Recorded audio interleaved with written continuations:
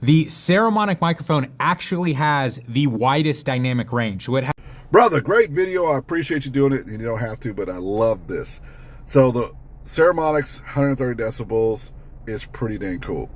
I know the Rhodes is 120 decibels at 1% distortion. I need to look up Saramonics. And by the way, the reason why I know this stuff is I do 2 to 4 interviews every single week. Use the Rode Wireless Pro systems. I've had a chance to use the DJIs and the rest, just not the Saramonics. And understand the dBs and the 32-bit float very well. You know, it's pretty cool. It's what I use on a daily basis.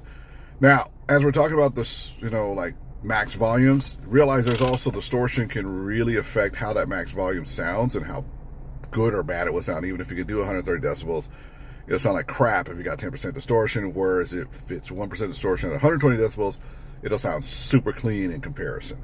So you really got to take a look at that, and everything is also logarithmic when it comes to dBs or sound. Best example of that is 120 decibels versus 130 decibels is really doubling in volume from 120 to 130.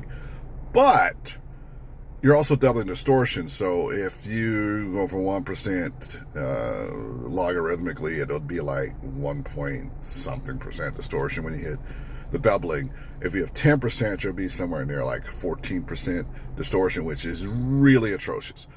It's really kind of cool, but all this stuff is logarithmic, and it's just important to know that it can get really loud and really dirty sounding depending on the dBs. So the 32-bit float still doesn't protect you from bad microphones and bad preamps, which, yeah, that's the crazy part. Anyway, thanks for letting me comment on your video. This is really cool that you let people do this. I appreciate it. Your videos are pretty on point.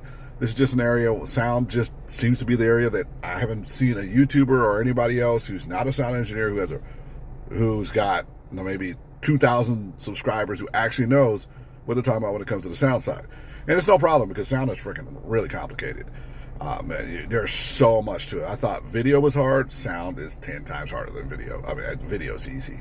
I mean, 10 times easier than doing sound. All right, peace.